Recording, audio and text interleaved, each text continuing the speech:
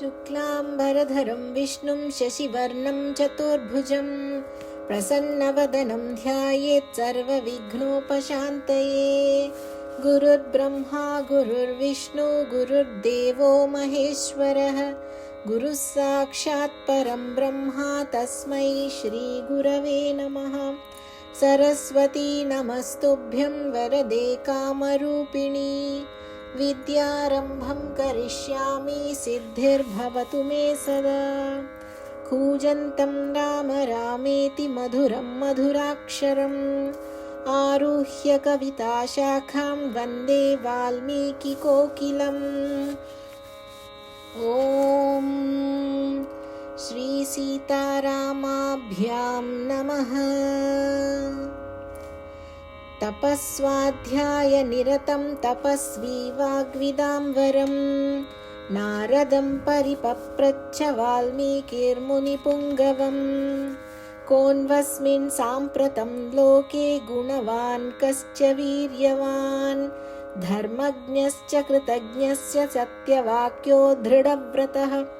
चारित्रेण च को युक्तः सर्वभूतेषु को हितः, विद्वान् कः कश्चैकप्रियदर्शनः। आत्मवान् को जितक्रोधो द्युतिमान् को न सूयकः, कस्य बिभ्यति देवाश्च जातरोषस्य संयुगे। एतदिच्छाम्यहं श्रोतुं परं कौतूहलं हि मे, महर्षे त्वं समर्थोऽसि ज्ञातुमेव विधं नरम्। श्रुत्वा चैतत्त्रिलोकज्ञो वाल्मीकेर्नारदो वचः, श्रूयतामिति चामन्त्र्य प्रहृष्टो वाक्यमब्रवीत्। बहवो दुर्लभाश्चैव ये त्वया कीर्तिता गुणाः, मुने वक्ष्याम्यहं बुद्ध्वा तैर्युक्तः श्रूयतां नरः। इक्ष्वाकुवंशप्रभवो रामो नाम जनैः श्रुतः, नियतात्मा महावीर्यो द्युतिमान् धृतिमान् वशी। बुद्धिमान् नीतिमान् वाग्मी श्रीमान् शत्रुनिबर्हणः, विपुलांसो महाबाहुः कम्बुग्रीवो महाहनुः। महोरस्को महेश्वासो गूढजत्रुररिन्दमः, आजानुबाहुः सुशिरः सुललाटः सुविक्रमः। समः समविभक्ताङ्गः स्निग्धवर्णः प्रतापवान्, पीनवक्षा विशालाक्षो लक्ष्मीवान् शुभलक्षणः। धर्मज्ञः सत्यसन्धश्च प्रजानां च हिते रतः, यशस्वी ज्ञानसम्पन्नः शुचिर्वस्या समाधिमान्। प्रजापतिः समः श्रीमान् धाता रिपुनिषूदनः, रक्षिता जीवलोकस्य धर्मस्य परिरक्षिता। रक्षिता स्वस्य धर्मस्य स्वजनस्य च रक्षिता।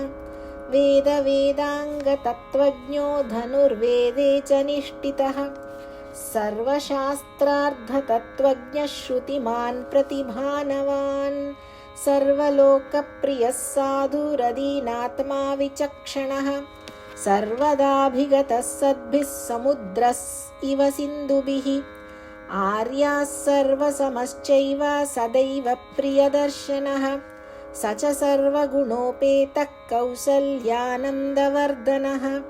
समुद्र इव गाम्भीर्ये धैर्येण हिमवानिव, विष्णुना सदृशो वीर्ये सोमवत्प्रियदर्शनः। कालाग्निः सदृशः क्रोधे क्षमया पृथिवी समः, धनदेन समस्त्यागे सत्ये धर्म इवाम्परः। तमेवं गुणसम्पन्नं रामं सत्यपराक्रमं, ज्येष्ठं श्रेष्ठगुणैर्युक्तं प्रियं दशरथसुतं। प्रकृतीनां हितैर्युक्तं प्रकृतिप्रियकाम्यया, यौवराज्येन संयोक्तुमैच्छत्प्रीत्या महीपतिः। तस्याभिषेकसंभारान् दृष्ट्वा भार्याथद कैकेयी, पूर्वं दत्तवरा देवी वरमेव मयाचत। विवासनं च रामस्य भरतस्याभिषेचनं ससत्यवचनाद्राजा धर्मपाशेन संयतः विवासयामास सुतं रामं दशरथप्रियं स जगामवनं वीरः प्रतिज्ञामनुपालयन् पितुर्वचननिर्देशात् कैकेय्याः प्रियकारणात् तं व्रजन्तं प्रियो भ्राता लक्ष्मणोऽनुजगामः स्नेहाद्विनयसम्पन्नः सुमित्रानन्दवर्धनः भ्रातरं दयुतो भ्रातुः सौभ्रात्रामनुदर्शयन् रामस्य दयुता भार्या नित्यं प्राणसमाहिता जनकस्य कुले जाता देवमायेव निर्मिता सर्वलक्षणसम्पन्ना नारीणामुत्तमा वधूः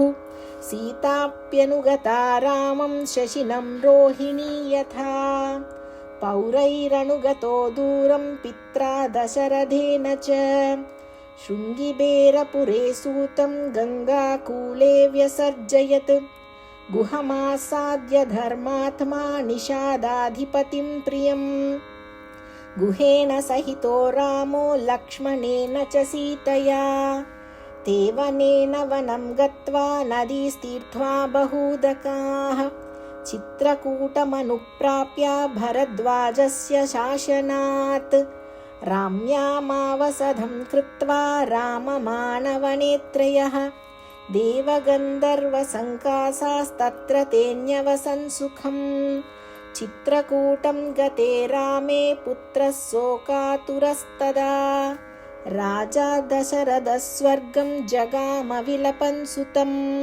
मृते तु तस्मिन् भरतो वसिष्ठप्रमुखैर्द्विजैः नियुज्यमानो राज्याय नैच्छद्राज्यं महाबलः स जगामवनं वीरो रामपादप्रसादकः गत्वा तु सुमहात्मानं रामं सत्यपराक्रमम् अयाचद्भ्रातरं राममार्या भावपुरस्कृतः त्वमेव राजा धर्मज्ञ इति रामं वचोब्रवीत् रामोऽपि परमोदारा सुमुखः सुमहायशाः न चैच्छत्पितुरादेश्याद्राज्यं रामो महाबलः पादुके चास्य राज्याय न्यासं दत्त्वा पुनः पुनः निवर्तयामास ततो भरतं भरताग्रजः सकाममनवाप्यैना रामपादावपुस्पृशन् नन्दिग्रामे करोद्राज्यं रामागमनकाङ्क्षया गते तु भरते श्रीमान् सत्यसन्धो जितेन्द्रियः रामस्तु पुनरालक्ष्य नागरस्य जनस्य च तत्रागमनमेकाग्रो दण्डकान् प्रविवेशः प्रविश्यतु महारण्यं रामो राजीवलोचनः विराधं राक्षसं हत्वा सरभङ्गं ददर्शः सुतीक्ष्णं चाप्यगस्त्यं च अगस्त्यभ्रातरं तथा अगस्त्यवचनाच्चैव जग्राहेन्द्रं शरासनं खड्गं च परमप्रीतस्तूणी चाक्षयसायकौ वसतस्तस्य रामस्य वने वनचरैः सह ऋषयोऽभ्यागमः सर्वे वधायासुररक्षसां सतेषां प्रतिशुश्रावा राक्षसानां तथा वने प्रतिज्ञातश्च रामेण वधः संयतिरक्षसां ऋषीणामग्निकल्पानां दण्डकारण्यवासिनां तेन तत्रैव वसता जनस्थाननिवासिनी विरूपिता शूर्पणखा राक्षसी कामरूपिणी ततः शूर्पणखावाक्या दुद्युक्ता सर्वराक्षसान् खरं त्रिशिरसं चैव दूषणं चैव रक्षसाम् निजघानरणे रामस्तेषां चैव पदानुगान् वने तस्मिन् निवसता जनस्थाननिवासिनां रक्षसां निहतान्यासः सहस्राणि 14 ततो ज्ञातिवधं श्रुत्वा रावणः क्रोधमूर्च्छितः सहायं वरयामास मारीचं नाम राक्षसं वार्यमाणः सुबहुशो मारीचेन स रावणः न विरोधो बलवता क्षमो रावणतेन ते अनादृत्य तु दुद्वाक्यं रावणः कालचोदितः जगामसह मारीचस्तस्याश्रमपदं तदा तेन मायाविना दूरमपवाह्या नृपात्मजौ जहार भार्यां रामस्य गृध्रं हत्वा जटायुषं गृध्रं च निहतं दृष्ट्वा हृतां श्रुत्वा च मैथिलीं राघवः शोकसन्तप्तो विललापाकुलेन्द्रियः ततस्तेनैव शोकेन गृध्रं दग्ध्वा जटायुषं मार्गमाणो वने सीतां राक्षसं संददर्शः कबन्धं नाम रूपेण विकृतं घोरदर्शनं तं निहत्य महाबाहुर्ददाह स्वर्गतश्च सः स चास्य कथयामासा सबरीं धर्मचारिणीं श्रमणीं धर्मनिपुणामभिगच्छेति राघव सोऽभ्यागच्छन्महात्तेजा शबरीं शत्रुसूदनः सबर्या पूजितः सम्या ग्रामो दशरथात्मजः पम्पातीरे हनुमता सङ्गतो वानरेणः हनुमद्वचनाच्चैव सुग्रीवेण समागतः सुग्रीवाय च तत्सर्वं शंशद्रामो महाबलः आदितस्तद्यदावृत्तं सीतायाश्च विशेषतः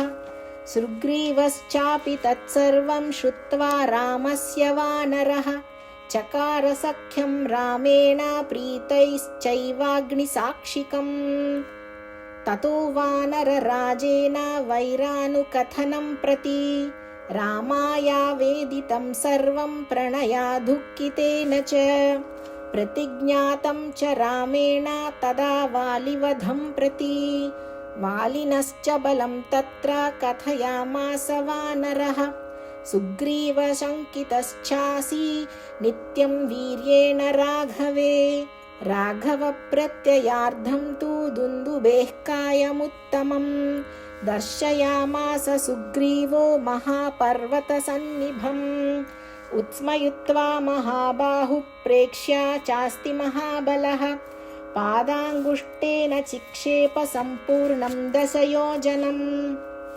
बिभेद च पुनः सालान् सपैकेन महेशुना गिरिं रसातलं चैव जनयान् प्रत्ययं तदा ततः प्रीतिमनास्तेन विश्वस्तः स महाकपिः किष्किन्धां रामसहितो जगाम च गुहां तदा ततो गर्जद्धरिवरः सुग्रीवो हेमपिङ्गलः तेन नादेन महता निर्जगाम हरीश्वरः अनुमान्य तदा तारां सुग्रीवेण समागतः निजघान च तत्रैन्यं शरेणैकेन राघवः ततः सुग्रीववचनात् दत्त्वा वालिनमाहवे सुग्रीवमेव तद्राज्ये राघवः प्रत्यपादयत् स च सर्वान् समानीयान् वानरान् वानरर्षभः दिशः प्रस्तापयामासादिदृक्षुर्जनकात्मजां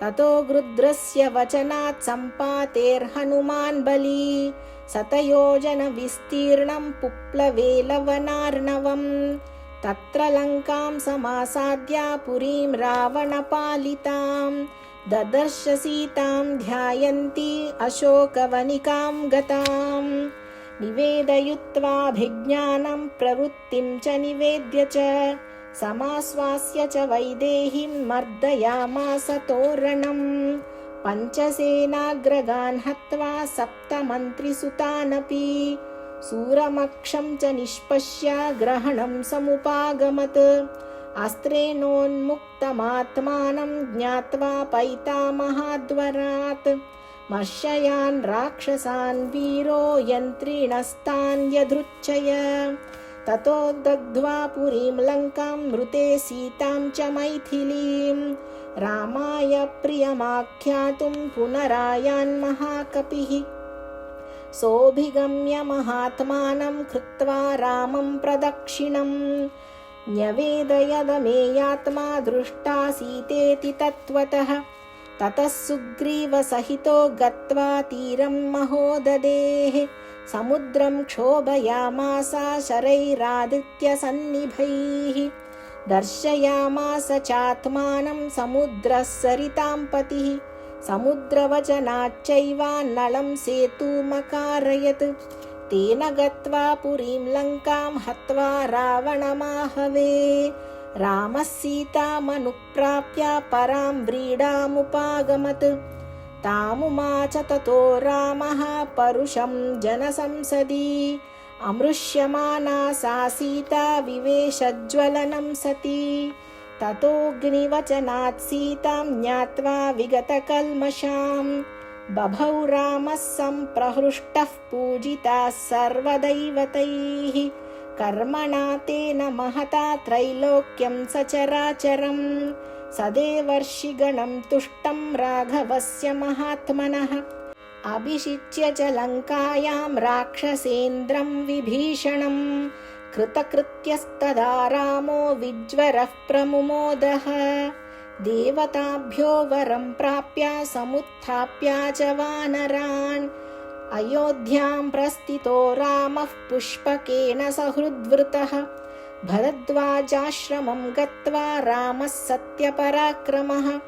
भरतस्यान्तिकं रामो हनूमन्तं व्यसर्जयत्। पुनराख्यायुकां जल्पन् सुग्रीवः सहितश्च सः। पुष्पकं तत्समारुह्य नन्दिग्रामं ययौ तदा। नन्दिग्रामे जटां हित्वा भ्रातृभिः सहितो नगः। रामः सीतामनुप्राप्य राज्यं पुनरवाप्तवान्। प्रहृष्टो मुदितो लोकस्तुष्टः पुष्टः सुधार्मिकः। निरामयो ह्यरोगश्च दुर्भिक्षभयवर्जितः। न पुत्रमरणं किञ्चिद्रक्षन्ति पुरुषा क्वचित्। नार्याश्च विधवा नित्यं भविष्यन्ति पतिव्रताः। न चाग्निजं भयं किञ्चित् नाप्सुमज्जन्ति जन्तवः। न वातजं भयं किञ्चिन्नापि ज्वरकृतं तथा। न चापि क्षुद्भयं तत्र न तस्करभयं तदा। नगराणि च राष्ट्राणि धनधान्ययुतानि च। नित्यं प्रमुदिताः सर्वे यथा कृतयुगे तथा। अश्वमेधशतैर्विष्ट्वा तथा बहुसुवर्णकैः। गवां कोट्ययुतं दत्त्वा ब्रह्मलोकं प्रयास्यति। असङ्ख्येयं धनं दत्त्वा ब्राह्मणेभ्यो महायशाः। राजवंशान् शतगुणान् स्थापयिष्यति राघवः। चातुर्वर्ण्यां च लोकेऽस्मिन् स्वस्ये धर्मे नियोक्ष्यति। दशवर्षसहस्राणि दशवर्षशतानि च। रामो राज्यमुपासित्वा ब्रह्मलोकं गमिष्यति। दशवर्षसहस्राणि दशवर्षशतानि च। रामो राज्यमुपासित्वा ब्रह्मलोकं गमिष्यति। दशवर्षसहस्राणि दशवर्षशतानि च। रामो राज्यमुपासित्वा ब्रह्मलोकं गमिष्यति। इदं पवित्रं पापज्ञं पुण्यं वेदैश्च सम्मितं। यः पठेद् रामचरितं सर्वपापैः प्रमुच्यते। एतदाख्यानमायुष्यन् पठन् रामायणं नरः। सपुत्रपौत्रः सगणः प्रेत्य स्वर्गे महीयते। पठन् द्विजो वागृषभत्वमीयात्। स्यात् क्षत्रियो भूमिपतित्वमीयात्। वणिज्जनपुण्यफलत्वमीयात्। जनश्च शूद्रोऽपि महत्त्वमीयात्। इत्यर्षे श्रीमद् रामायणे आदिकाव्ये बालकाण्डे संक्षेपो नाम प्रथमः सर्गः। बलं विष्णोः प्रवर्धतां। बलं विष्णोः प्रवर्धतां। बलं विष्णोः प्रवर्धताम्।